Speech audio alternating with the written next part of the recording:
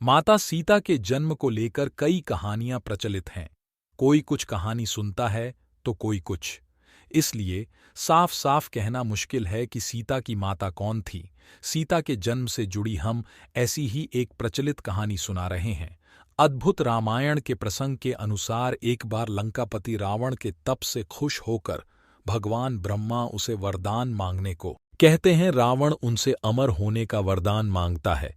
ब्रह्मा जी उसे अमर होने के अलावा कोई दूसरा वरदान मांगने को कहते हैं।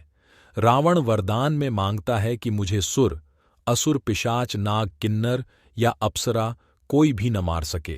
रावण मनुष्य द्वारा न मारे जाने के बारे में नहीं बोलता है, क्योंकि वह मनुष्य को तिनके के समान समझता था। वरदान पाने के बाद रावण हर तरफ तबाही मचाना शुरू कर देता है। एक दिन वह दंडकारण्य नामक जगह पहुंचता है, जहां ऋषि मुनियों का निवास था। रावण को ऋषि मुनियों को मारने लगता है, लेकिन वो उन ऋषि मुनियों के रक्त को एक कमंडल में भरकर साथ ले जाता है। वह कमंडल गृत्समद ऋषि का था, जो पुत्री की लालसा में माता लक्ष्मी से प्रार्थना करते थे कि वह उनके घर पुत्री के रूप में जन्म लें। इसके लिए गृत्समद ऋषि रोजाना पूजा पाठ के दौरान पवित्र मंत्र पढ़कर दूध की कुछ बूंदें कमंडल में डाला करते थे, जिसमें रावण रक्त भरकर अपने साथ ले गया था।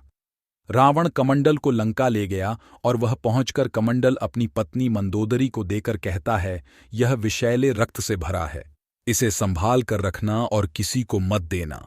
कुछ दिन बाद विहार के लिए रावण किसी पर्वत पर चला जाता है। मंदोदरी को इस तरह रावण का जाना अच्छा नहीं लगता है। वो मृत्यु प्राप्त करने के लिए कमंडल में भरे विष का पान कर लेती है। कमंडल के रक्त को पीने के कुछ समय बाद मंदोदरी गर्भवती हो जाती है। गर्भवती होने के बाद मंदोदरी घबरा जाती है कि महल में मौजूद अन्य लोग उसके बारे में क्या सोचेंगे। फिर मंदोदरी तीर्थ यात्रा का नाम लेकर कुरुक्षेत्र चली जाती है।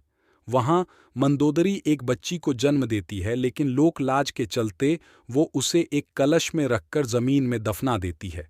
कुछ दिनों बाद राजा जनक भी कुरुक्षेत्र जाते हैं। जब वह जमीन में हल चलाते हैं तो उन्हें वहां कलश मिलता है, जिसमें मंदोदरी ने बच्ची को रखा था। बच्ची को कलश से निकालते ही आसमान से फूलों की वर्षा होने लगती है और साथ में आकाशवाणी भी होती है। आकाशवाणी में राजा जनक द्वारा उस कन्या के लालन पालन की बात कही जाती है।